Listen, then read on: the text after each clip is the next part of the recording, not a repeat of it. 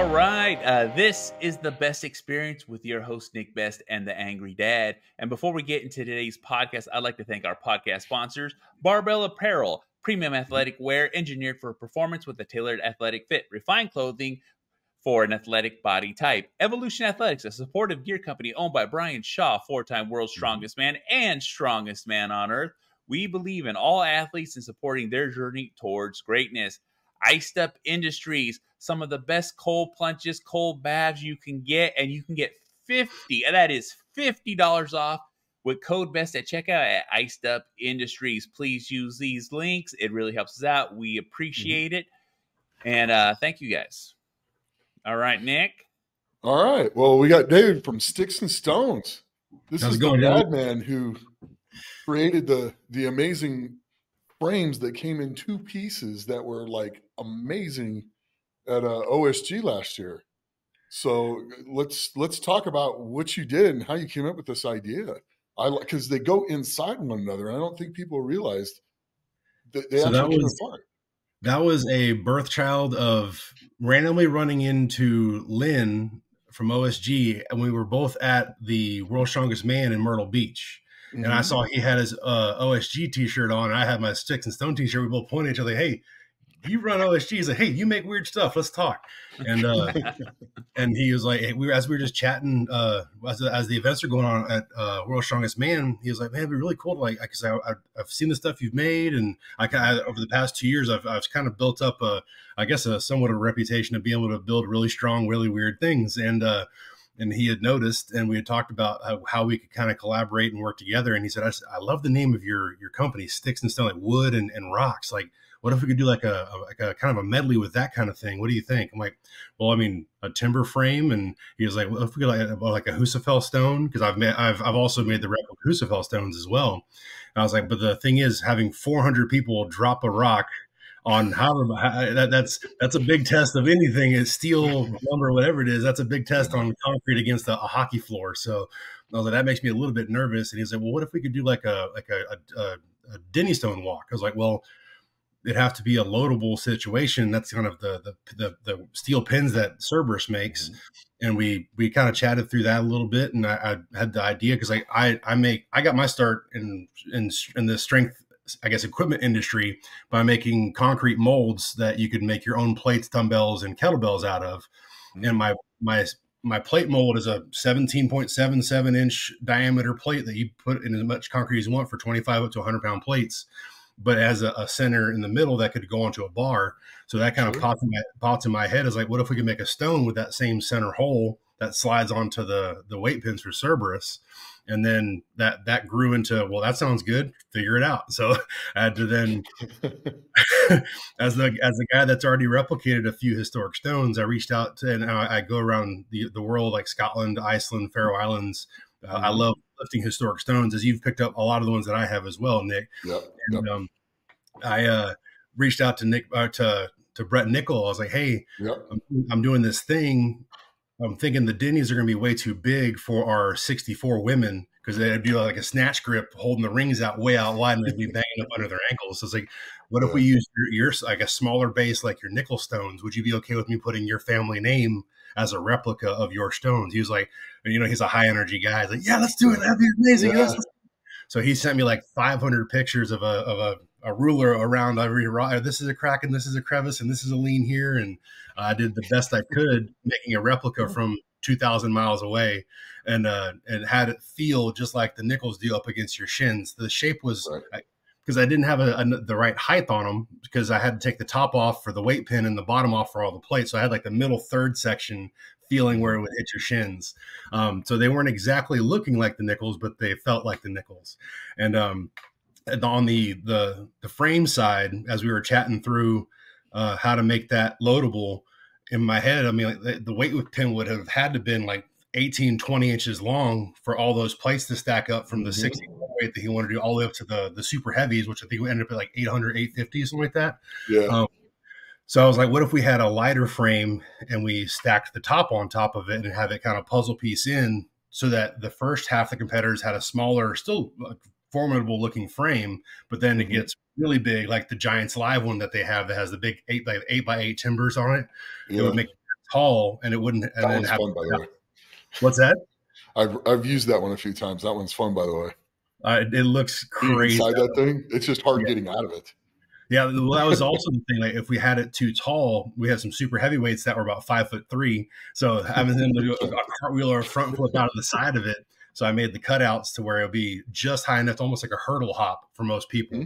Mm-hmm. And obviously with our 64s, if it was the same height for everybody, they'd have to do like almost a cartwheel out to get out of it. So to mitigate that situation with that many wide-ranging body sizes, having that base frame being only 18 inches high, and then the second half bringing it up to, I think it was up to 28 or 29 inches tall on that little step side. So it wasn't high and very high for anybody, but after it was you had some innovation designs on that thing where the handles, you could either actually lower them. So if they were too tall, like if the competitor was shorter and couldn't clear the ground, they could lower the handles down an inch or two as well.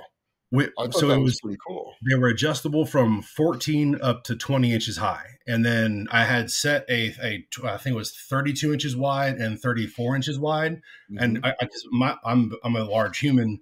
The 34 felt really good to me. So I figured if I go 2 more inches in, that's good for some shorter people. But obviously that was my biggest downfall, was that the handles were still too wide for the smaller statured females. And I promise I'll never make that mistake again. I'll make sure that's a little bit better for the future if I ever do something like that again. But I was really proud of the fully adjustable frames handles on those that had never been done before. Yeah, but you got to figure there's 400 people doing it. There's going to be so many different, sizes and shapes and stuff like that to get it right about 99.8% of the time. Out of all the people that went, there was only like 2 or 3, right? I think there was like 32 people that decided to go lower than 20 inches, but everyone else kept the most inside handle and the highest handle. Right. So about 10% decided to change it. Yeah. So that's, like I said, that's a really good job. That's awesome. Appreciate that. So what's the weirdest thing you've built so far? That's interesting. The weirdest, and then the most challenging. So I guess I would say the weirdest thing that I've ever made was for the Arnold last year. I sponsored the loading race for the amateurs, and then the loading race for the World's Strongest Firefighter. And in both of them, I made plate loadable fire hydrants. So the base had a screw in all the way in that had a threaded rod that fit in between plates, so we could stack 25s and 10s underneath it. So it just made it a little bit longer, but it would add a lot of weight to each weight category. And so I had 2 225-pound matching hydrants, 2 150, and then 2 100-pound matching hydrants, and then all of them were plate loadable to get them as heavy or as light as we needed them to. Damn! Wow, that's a trip. And that might have been the most difficult to modify, because obviously I drove across Texas, I think 3 different times finding matching sets, because that was the problem, finding ones that are exact same shape. Because if you run 2 lanes and one has a 190 and one has a 170, that's a little sketch. So yeah, it doesn't work.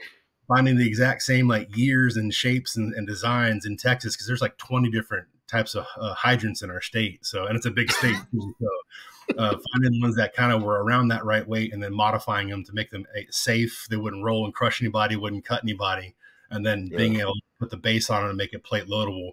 That was probably the weirdest thing I've ever had to make. And it was off of a conversation with Dion and James Deffenbaugh, when they're like, hey, we want to do this, like, what kind of weird stuff could we load?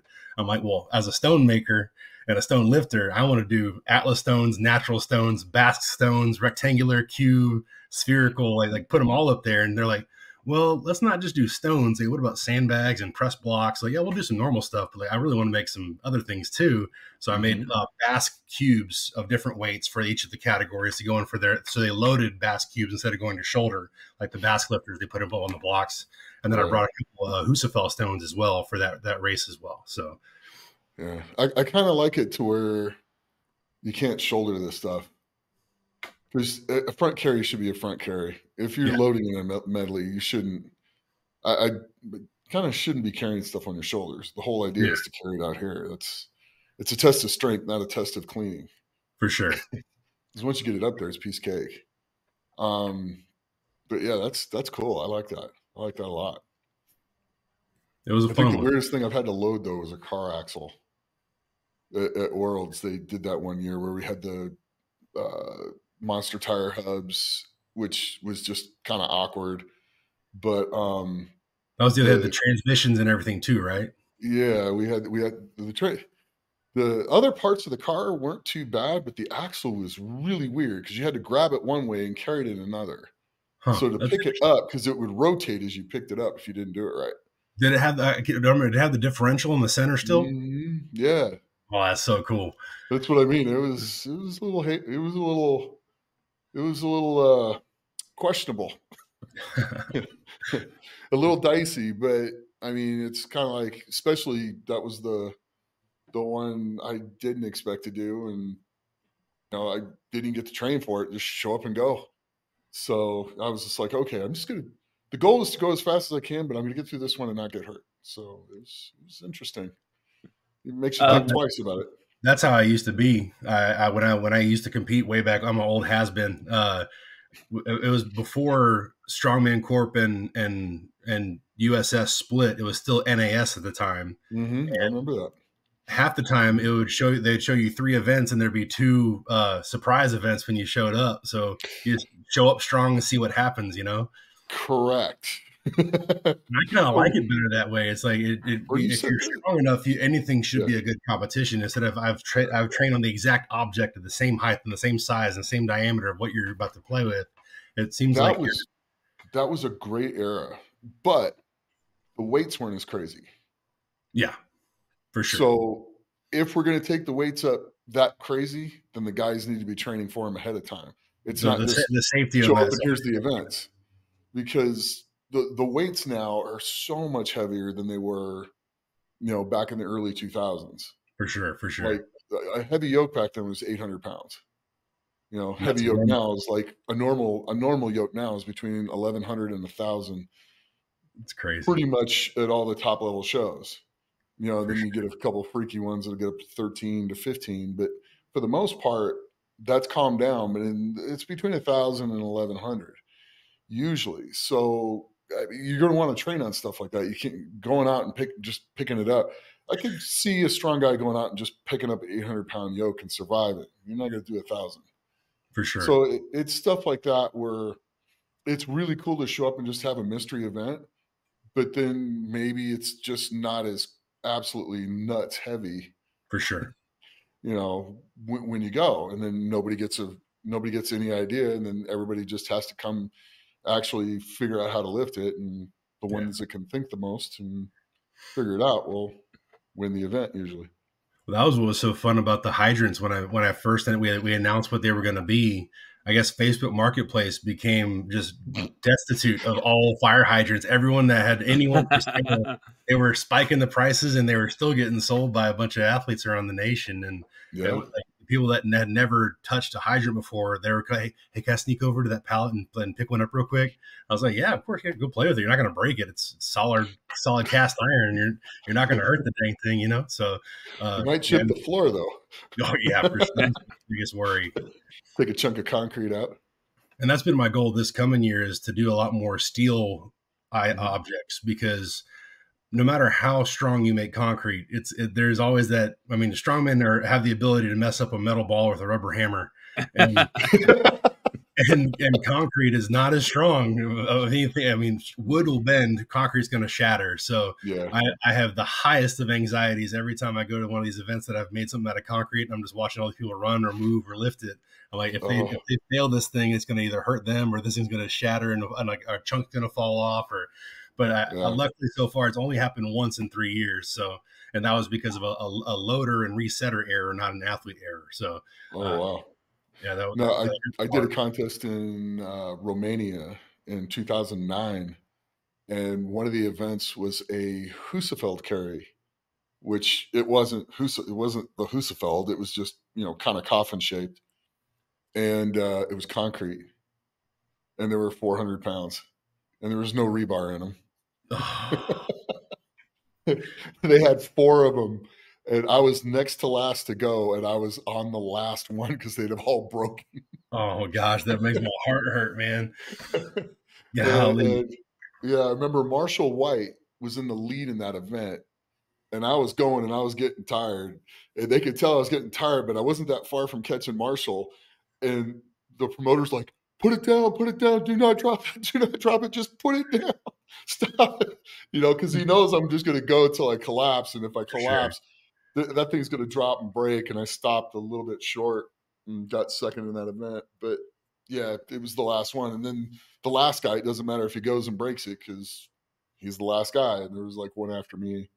I think Storchev was after me, and it didn't matter if he dropped it or not. But yeah, it's a little funny watching the promoter just kind of sit there and squirm. First one breaks, second one breaks, third one breaks. Especially if it's a distance or a fatigue to failure event, man. You don't know what's going to happen those last 10 seconds on any one of those people carrying your object. So I had one guy. So I made some concrete tombstones that were 100-pound, 150, 200, 250, and 350 for a Husafel like walk for distance. And it was at Texas Iron Republic in North Houston for Static Monsters. And that was one of their dynamic movements after the press and the deadlift. And these people are carrying a very large tombstone, says Texas Iron Republic, and the weight of it on the front, and they're going as far as they can. And one person fell backward. I've never seen someone fail backwards. Once, and just barely got off from under it, and the spotter did a great job and put the bag in between them and the tombstone. But the failure, to distance and failure ones are always the scariest for like, how is this person going to pass out and how they're going to fold and which way is it going to go, So yeah, no kidding. Which leads me to a question on the concrete. When you build them like that, what do you put in the concrete to make them, to keep them from breaking or cracking? Anything? So a mixture of the strengthening fibers, a really strong rebar cage to take that brunt of the first impacts, and then the mixture of concrete, making sure it's really on point with the amount of water, because you go too much water, it'll be too soft, it'll start to sand out, and if it's not enough water, it'll be really brittle. So making sure that my mixtures and my densities are correct, and then I've probably made 1.5 times as many objects trying to make sure they're perfect, instead of put one out there that's subpar. Because like what I will not have is my thing fail because I made it wrong for the person who paid money to fly, hotel, registration fees, t-shirt, clothing, all the equipment to train for 6 months for this competition. And the thing that I make was failing on them instead of them failing with the object. So as far as actually I have them right here. Like I have these strengthening fibers that I put inside with my molds. Are they really long, or what do they look like? 3/4 inch fiberglass. Oh, I was just about to ask if they were fiberglass too, because that's what it looked like. Yeah. So with the steel rebar and the fibers, it does a great job of strengthening across the entire body of the object. So there's no real weak point in the mixture. So now, do you mix that all in at once, or you mix it in with the concrete? Yeah. Have you ever used a nylon rope? I have not, because for the past 3 years I've been selling these molds and the packages of fibers. I bought this in bulk, so I have about 600 pounds of fibers. So not ever having to buy rope or anything outside of that. So I have I think a 50-pound box of it right here for where I pack all my mold shipments. So. Oh, okay, cool. Because like when I first made mine here, the first couple I made cracked. So I took the nylon rope, just cut it in lengths, and then frayed it all open so that my pieces were about that long, and then just mixed them in there with the concrete. Sure, that's a great way to do it. Yeah, so it was just kind of neat how they figured out to use fiber instead of cutting up a nice expensive rope that you used to use for truck pull. That's awesome. So, yeah, that's not too bad. That's cool. Right on. Oh yeah, so you have an online business actually selling just like what we're talking about, like molds and kits. Can you just let the listeners actually know what are you selling that they can actually purchase to help them in their pursuit of strongman? So in 2020, I'm a certified strength coach. I've worked at pro, college, and high school level with a whole bunch of different athletes over the past decade and a half. 2020, when shutdowns and quarantines all started happening. My job at the school I was at was going to be very much changed. It would be like this, where I'd have 25 kids on a Zoom chat trying to get push-ups and sit-ups done. And it wasn't the same job for me anymore. And the restrictions were going to change how we had to do things. So I was talking with my wife. I was like, this isn't the job that I signed up for anymore. She's like, well, let's figure out something else. So I resigned, helped them find the next coach to fill my spot. And then I realized by the time I got out of the beautiful weight room that I had at the organization I was at, I now have nothing at home. So I went to go buy online and it was all sold out. So right, Rogue, Hammer Strength, everybody has sold out of everything. So being the DIY guy I am, I went to Home Depot and I built my entire gym, my power rack, my bench, my jammers, my pulley system, everything out of lumber, steel pipe, and concrete. And I ended up going viral on Instagram. Up a couple of garage gym websites and like garage gym reviews and garage gym labs and a couple other ones like that. And I then made plates to lift because I didn't have any of those either. And those went double viral. I ended up having like 1,000 new messages. Like, how'd you do it? Can you ship me some? I'm not going to ship people concrete and hope it survives. So I've been making Atlas stones with Steve Slater's Atlas stone molds for years. And I was like, what if I could figure out a way to make a plastic mold like this? Well, luckily, one of the athletes I used to coach, his dad has a vacuum forming company right near my house. And I reached out to him and I was like, hey, I have this idea. He's like, I have no idea what you're doing, but let's talk about it. And he ended up helping me. I created the form, the exact size and shape of the plate that I needed. And then he would form the plastic around them for me. So I'm like the only person in the world that can do a really thick industrial strength plastic mold for plates, dumbbells, and kettlebells. And I started out with large plates, so the full size Olympic, 17.7 inch plates. Mm-hmm. And there was a big rolling need for change plates because people had 45s they bought on Facebook, but they didn't have 25s, 5s, and 10s. So I made a smaller mold for smaller plates for 5 pounds up to about 35 pounds. Now, is this to make the weight and then take it out and make another weight, or is this? Yes, sir. So just make the weight and then slide the weight on. You just use. Yes, sir. It's not like something you just fill full and leave it that way. No, sir. So mine, you buy one mold, you can make 100 if you do it, you treat it right, and you clean it out every time.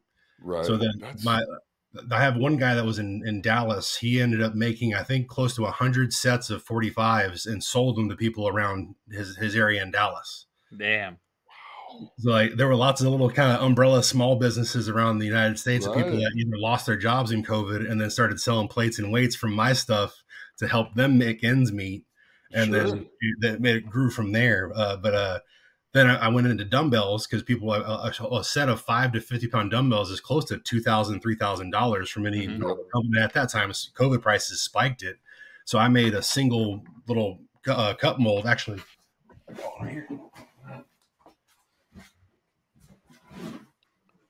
so with this guy right here, you just fill it with 5 pounds, put the pipe in it, then pop it out, flip it over, make the other side. You have a 10-pound dumbbell. And that could be reused all the way up to 50 pounds. So a 5 to 50 pound set of dumbbells for like $300 of concrete and two 10-foot pipes. So for a tenth of the cost, you have an entire set of dumbbells. So I started finding ways to not really undercut the industry, but to help fill those voids of the people that were willing to spend time, not money, on their gyms at the time. Yeah. So, and then kettlebell, one I'm most proud of is my kettlebell mold, which is like an Atlas stone mold. It's a sphere that goes together, but there's a handle that you set inside, and you go 20 to 70 pounds. So you can make an entire set of kettlebells, 20 to 70 pounds with one mold as well. Holy cow, that's badass. That's freaking awesome. But again, it was all selfish because it was things that I wanted to lift and work out with. So I figured out a way for me to make it. And if I liked it, it felt good, then I would sell it and to other people that could try it.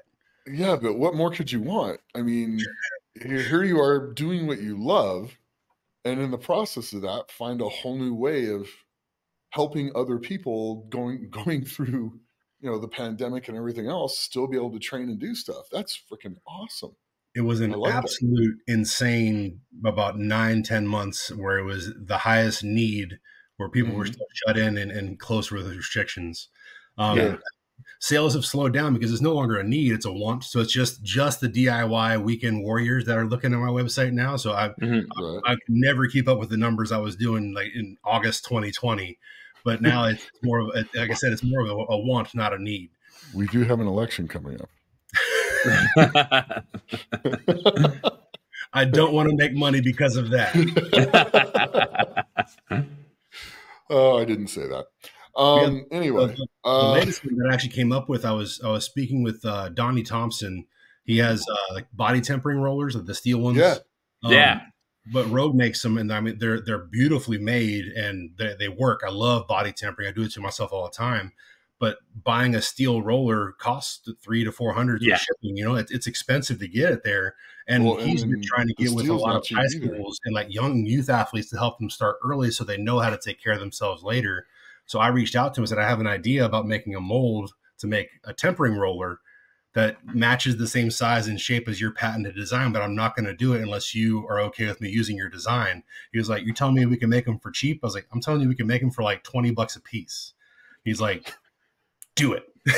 There you go. So I came up with a mold design and got it made and figured out and brought it to him. He had a summit for body tempering and massage therapy in Dallas. So I drove up to Dallas and showed him the design, the prototype mold and how it would look when one came out. And he's like, "This is beautiful. Let's move it." So he reached out to Rogue, and because it was obviously he's contracted through Rogue with his rollers. So my rollers are now, or my roller mold is now sold on their website as an option for body tempering. Nice. That's cool. That's really cool. So you take that when you pull it out of the mold, do you sand it at all and then seal it? How do you make it super smooth and stuff? Or so concrete will take on the feel and texture of whatever it's up against. If you pour concrete on grass and then you let it harden, you pop it up, it's going to feel like grass on the bottom where it was touching the grass. It really is good at forming to whatever it's touching. You just have to vibrate the side to make all the air bubbles come up off the edges. I purposely did one really bad and didn't vibrate it at all for the body tempering, and then just filled it in with, for like a how-to video, filled it in with a filler and sanded it, and it still felt great because you're not rubbing it against your body, you're rolling it and letting it set. Right. It's not truly an abrasion; it's setting against you. So as long as there's no sharp edges, it feels great. Okay, yeah, it's just things that pop in my head. Yeah. Well, that was the biggest naysay about that one was like, I'm not going to put concrete up against my skin. It's going to be like road rash. I'm like, well, first of all, like this is smoother than glass. The mold is very smooth. So if it's rough as concrete on the street, you did something wrong. Yeah. So, but yeah, that was the biggest naysay and troll to the tempering roller so far, is that no one's going to want to put concrete up against their skin for massage. I'm like, well, try it first before you knock it. You know? Yeah. Well, that was my favorite thing always about getting a brand new fresh set of stones is they're all just perfect and they're smooth, and it's like being on the polished concrete on a polished concrete floor, and you just you put just a smidge of tacky on, you just stick to it like glue. Suction cups. Yeah, it's just awesome. There's nothing better than doing like a brand new set of stones once you get it tacked right. It's nice. It's good in my heart. Plus, you can grab the stones only like halfway down. You don't even have to get underneath them. You can almost palm the sides of them. Yep, which is kind of how I have to do them now. I can't reach all the way down like I used to. But hey, whatever works. For sure. So that's it. With making all the equipment and doing all these things, I'm pretty sure you've been invited everywhere. Yeah, so far, this entire 3-year process has been such a weird accident dream almost. Like I started off just trying to help the backyard warriors, and then a couple of I realized that I had a much extra time on my hands because I'm not coaching 18 hours a day with 800 kids a week, so I can see sunshine and go do things on random days. And I reached out to a couple of promoters here in Texas that were making some strongman events. Say, hey, I'll come help load, unload, set up, and we could talk about like how I could help otherwise too, because I'm able to build things. So I got to talk with Robert Spence and John Lester. They were in USS at the time, and they had a bunch of stuff in the Dallas and kind of Central Texas area. So I drive up for the day, help them build or move their stuff and reload. And hey, your next competition, what are your events looking like? And we do a handshake deal. I'll build it for you, and we'll see what it looks like. And that's how it kind of got rolling, moving equipment for people that was custom, kind of cool looking, much more safe than the backyard duct tape and super glue stuff that some places, the smaller events might have to use because they're not sure how to make it correctly. And then with my background in Strongman, I know how it should feel. So I practice and use it here and test it. So if it feels weird, I can make it better while I'm here. So, I'm making awards for them, for the competitors, and like wooden plaques and things like that. And then like from there, as I go to these competitions, I'm 6.5 feet tall, so I'm a large human, so I can't hide. And then I have my logo on, like, hey, that's the guy that made that weird thing I saw 6 months ago. Like, he made that thing. Like, yeah, I said, hey, I have an idea. Do you think you can make this? And it became this organic, almost rolling stone of handshake and then build it and then bring it over and then handshake someone else, build it and bring it to them. And I ended up meeting Gabe Pena for the first time at Static Monsters. One of our mutual friends and one of his friends and a guy he used to train, he had died of a heart issue, and we were doing like a memorial service at Static Monsters, and I think he broke the axle record that day at some ungodly number because he's sick at deadlift, and we were kind of talking, and that's when Spence had told him that I was making the replica of the Husafel stone. And he was like, hey, I'm about to do beer stone. His pro-am he did where Bobby Thompson and a couple other guys went down to South Texas to do. So that was when I met him and handshook and brought some stones down there for his event. And then I met Brian and Carrie Shaw there when he was doing a meet and greet at the beer stone. And that became a handshake, and I ended up in Denver. So like, it just keeps popping around. I mean, I ended up at the Arnold because Gabe had me meet Dion for the wagon wheel squat 2 years ago for the amateurs. I made big stone wagon wheels that were, I think, 26 inches in diameter and 100 pounds each. They look like marble. Yeah, those are cool. So I made those for that, and then while I'm there, kind of chatting with a couple people, and it just keeps happening to where I'm saying hi to folks, and they're like, "Hey, let's do some business." And I'm not going there for business. I'm there to watch my stuff not get broken, but make sure everything but that's the beauty of doing things that you love to do. You love the sport. It's just, and it just comes off in everything that you do. I mean, and walking up and talking to you and stuff like that, how excited you get, your enthusiasm about it, all of it. It's neat when you finally get to do what you love to do, and you can make enough money to survive and enjoy life while doing it. I mean, it's for sure. There's nothing better than doing that. Nothing. But that's my main goal, is that of the 5 events, if I sponsor one and there's 5 events, I want people 20 years from now showing their grandkids my event on a picture. Right. Like, grandma used to pick up this crazy cool looking thing. Like that's what I want many years down the road, that my event was the one they'll always remember that they got to do. So that's my biggest goal. Every time I go to a competition with a sponsored event, like, that's the cool one, is the Stix and Stone one. So yeah, no, absolutely. Absolutely. Well, right on. Ben, you got anything? Well, hey, we've covered quite a bit in this podcast, and the one thing I love is the strongman community, because like I said, getting into this industry is more because I come from a bodybuilding background of, like, that's what my first love is. And now that I start to grow into the strongman love, because like I said, I remember growing up watching strongman. I remember seeing it on Christmas. I remember watching these crazy events and seeing these crazy things. But like, the pride that you must feel from seeing your equipment hit some of the biggest stages and being used is like, I can only imagine the feeling that you get of satisfaction out of the world, like coming full circle. Because like I said, you've been doing strength and conditioning, you've been watching, been doing the strongman for years, and now that you see this, it's like it's just so inspiring, because like, seeing people actually thriving and surviving off of what they love and what they want to do is just, like I said, it holds a lot of truth, that when you love something, you can actually keep doing it for the rest of your life, and like I said, I love just hearing these things, seeing these things. And we've met in person. We were all at OSG. We had a talk, like Nick there's so much back and forth and so much going on, but like just to see you there volunteering, helping, going back and forth. And a few times from where I was sitting, I could see you poke your head around the corner, making sure is my equipment okay?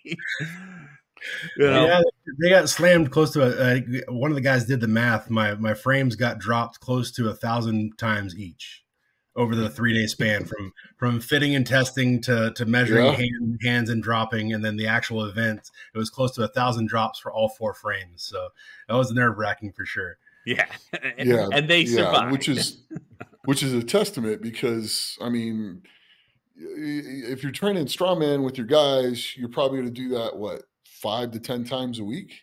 Yeah. So here you are. You're looking at that. There's 50 weeks a year, so that's 500 times in a year. I mean, you're looking at years worth of drops, in a day. Yeah. So that's pretty freaking cool. Like was it 5 hours it took that event to get through, I think? Yeah. So that's pretty amazing. Yeah, I was really excited because I mean the Masters men's OSG was pretty much going to be a 1990s 2000s World's Strongest Man again. Because like Big C was signed up, Lowe's was there, Felix was there. Like there was going to be like I mean, Pritchard was signed up early. I'm not sure what happened with his coming out, but there was a bunch of names that I used to grow up watching lift. So like I was like, dude, my equipment's about to get touched by all the guys that I grew up just idolizing, and getting to see Felix carry my frame. That I again, like you said, like I was full of pride to get to see that man. The immortal Mark Felix carry my frame that day was a big step in my business. So I know that broke my heart. I wanted to do that thing so bad. When we were in the back and I picked that up, I'm like, "How much is this empty?" And you're like, "It's like 4 or something." I'm like, "Boop!" I'm like, "Oh, that feels nice." Also, your review of my frame made my heart flutter as well, sir. So I appreciate the kind words. Hey, well deserved. I mean, it's really, really good frame, and I hope people look you up and when they need one, get one from you, because the fact that it's so versatile. I mean, I have a metal frame here. It's 500 pounds, so we got to get 2 people to get it out. And then I got to pick it up by myself and run it through the rocks and then get it out into the street before we go train with it. And it's not a lot of fun to move around other than when you're training with it. So you can move yours around, and it's actually, it's movable. And other people can do it besides me, lifting it and putting it away. I mean, so like me and a couple of the other guys training together, we're the only ones that can put it away. So if we had anybody else with us, they might be able to pick it up and get a little ways with it, but not when we're loading it or unloading it out of the side of the house. So I like the design. It's pretty neat. It gets it to where you have more ability for more people to train on it and put it away. That was the whole deal. I got quoted in a podcast about 1.5 years ago. My good buddy Panda, Christine Matthews, got a little mad at me for saying that the weight class system in Strongman makes it tough on builders and sponsors to have cool events at the smaller shows. So you have 13 weight classes, and it needs to be loadable for all 13, including novice, which has to be light, up to the super heavies, which could be a guy that's about to be like break out and be the dude, right? So having that big gamut of humans and having things have to be loadable, you can't do a lot of the crazy cool looking World's Strongest Man events on TV. Like Clash did a great job with their single 64s, 72, like that single weight project. That's the way to get those cool objects that don't have to be loadable, but having the full gamut of like a USS Nationals with, I think, 16 different weight classes over 2 full competitions and 12 lanes, having loadable objects like that makes it difficult to have a whole bunch of really cool looking and loadable objects. Loadable and movable to reset back up. Yeah. Because when you're in a big contest like that, you have to pick events that not only are a test of strength, but that are easy to reset and run again as well. So a lot of that comes down to this year. There's an event this year here, I think in Georgia. It's an all sandbag competition. Yeah, like if you hate your friends and volunteers if you pick 5 straight sandbag events like throws, carries, pushes, presses. You hate your volunteers to do a full day of sandbag reloads, man. Like good for them for doing it. I'm not helping at that competition. You know, I don't. There's one thing I don't ever want to talk about again, and that's rucksacks. Great piece of equipment. Great piece of equipment. Good for training yourself on. But for 400 competitors, holding up those rucksacks and put them on people's backs. Oof. I gladly reset the sleds every time instead of helping with those bags. That was a job in itself. Like those guys were, you and those guys were sweating your butts off. I remember that. Yeah, my hands and I had an arm pump and a shoulder pump that would not go away. I'm sure because the weight kept getting heavier through the hours, man. Yeah. The last ones were like what, 130, 140 pounds? 140-pound bag, yeah. Yeah, that was it's a big curl up there. And then you get a guy who's like 400 pounds and kicking his arm through, and you're just like trying to get him on. The theory was great. I think the buckles and the strap length made it a little more difficult. If they were longer straps to be able to get out, even the smaller girls had trouble getting the buckles up because they were so small to get. Like if there were wider straps and wider and bigger and longer straps and bigger buckles, it would have made it a lot easier for the deload and the reset and then getting it on and strapping it down. But I will say this: nothing broke. Yeah, I think all the rucksacks made it through. Well, I think 1 or 2 clips kind of broke off and were sharp, but I mean, besides that, they held up great. They were great pieces of equipment. It's just those little tweaks that could happen for future events that would make them really legitimate for Strongman. Oh yeah, that'd be freaking awesome. You know, it was fun to watch. I was like, that's gonna be brutal on the carries because now you're picking up an extra 140 pounds. Because it's on your back and you got to lift it anyway. So when you're lifting a 300-pound sandbag, it's now a 400-pound sandbag. I got the nickname Bag Ninja because I was at my lane. I had a Cerberus drop sack bag that I had to throw under anybody that fell backwards so they wouldn't snap their head on the concrete. So because they would turtle, they'd fall on their back and they couldn't get up. But it was the more like when they fell back and their head snapped, that bag had to be there just in case. That was the only thing we were worried about is that 150 pounds of weight pulling them backwards as they're dragging backwards. And if they fell, almost no one could have gotten back up on their own. So yeah, there was a few that turtled. So yeah, I remember. But it does. But when you get to the drag part of it, that bag, oh man, does it make the drag nice? Oh yeah, drags helps that leverage for sure. Oh, I almost want to do a truck pull event one day where you weigh the heaviest guy in the competition, and then everybody puts a weighted vest on that makes everybody do the exact same body weight. As the heaviest man, no.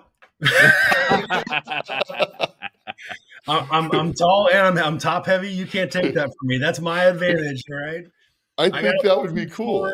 I got short arms. I got to pull deadlift from the floor just like you. You can't take my advantage. Yeah, but it's easier for you to do the stones because the stones go up higher. Oh. But I just want to see one truck pull event like that just to see what would happen. I think it would be kind of interesting, actually. That would be evening the body weight or the leverage structure would be an interesting way to figure that out. You couldn't really do the leverage that much because the height of the people. So I mean, just the evening out factor of the body weight difference, I think would be kind of interesting just to see. You're not going to be able to change the leverages that much. Yeah. But it would be really kind of neat to see. You know, if Brian's weighing 450 that day, everybody gets to weigh 450. But he's not going to step on the scale and let you know what he weighs, though. No, not most of the time. But he has a few times, and a couple of times you're like 454. Holy shit! He's like, that's a big man. But you know, for the rest of the time, I mean, I think he's down to like 385 right now. Yeah, he trimmed down a lot for that fight. I heard recently, did it get canceled? I believe it's been postponed from what I've heard. Man, that stinks. But, you know, it is what it is. And training for fights, stuff like that's going to pop up. You know what I'm saying? People are going to get hurt, strains, and like I said, it's all. Yeah. But I'm pretty sure it's still going to happen. Well, I'm hoping it's not a hurt or a strain, because that means that it's one of the 4 strongman competitors, right? I mean, Well, there's 3 strongmen and 1 that's not a strongman. Oh, that's right. But they are an actor, and maybe they're committed to a film. You know what I'm saying? Well, we're only speculating here. Oh, yeah, I got you. Or everybody just decided they didn't want to die when Brian drops an elbow on their head. That's how you get coloring books for Christmas. That's for sure. Yeah. Oh, my God. Just watching him train, I was like getting kicked by a horse. Oh, I used to feel pretty okay because I knowing Frank Mir and getting to roll around with him a little bit and stuff like that, and knowing some basic level jiu-jitsu, not great at it at all, but knowing enough to, he's like, man, if you guys just screw off one of these, I'll just kind of roll them up a little bit. Yeah, no, that's out. That's out now. Watching Brian, I'm just like, yep, no. A dangerous and skilled fighting Brian is a scary Brian. Yeah, I'm just gonna have to stay faster at running than he is. That's it. Or, I'm not going to shoot him, so I'm just going to run from him. Problem is his cardio is really good, so I might be able to out sprint him for a little while. That distance, but then he's just going to keep trucking as I'm catching my breath, and I'm post anyway. So die tired. I think the best idea is just have him not be mad. Most likely, yeah, for sure. Yeah. Oh yeah. But anyway. Oh yeah. Well, David, promote your website where people can actually reach you to get your materials. My website is www.stix_and_stone.com, and I'm also Stix and Stone on Instagram as well. And I'll put all the information and links in the notes. I will put it in the notes. I know people complain, but sometimes I forget to. You forgot? Sometimes. Well, Dave, Nick has a saying, and it's a saying we all believe in here. Nick, can you exit us out with that saying? I can. Well, if you enjoyed this, please like, share, and subscribe. Go check out David and subscribe and check out everything on his website. And as always, train hard, train smart, and be the best you can be. Thank you. Thank y'all.